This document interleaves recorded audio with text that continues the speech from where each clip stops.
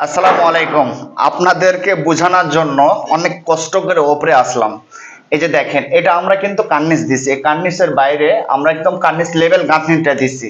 আমি যদি এই গাঁথনিটা উপরে ঠেকা দিতাম, আপনার এই বেডরুমটা দেখাবো একটু। এই বেডরুমটার ভিতরে কিন্তু একটা ফাঁকা জায়গা থাকতো।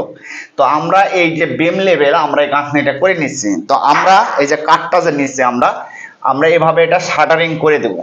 শাটারিং করার পর বাইর থেকে আমরা রড বাঁধাই করে আমরা এখানে বিমের সাথে নিচের যে বিমের সাথে আমরা ছাদটা ঢালাই দিয়ে দেবো।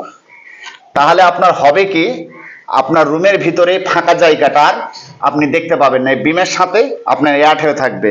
কেউ যদি ঘরের ভিতর আসে দেখে যে শুধু এই বিমটা ফলো করবে। তো আসলে এই বুদ্ধিটা কেমন হয়েছে অবশ্যই আপনারা কমেন্টে জানাবেন।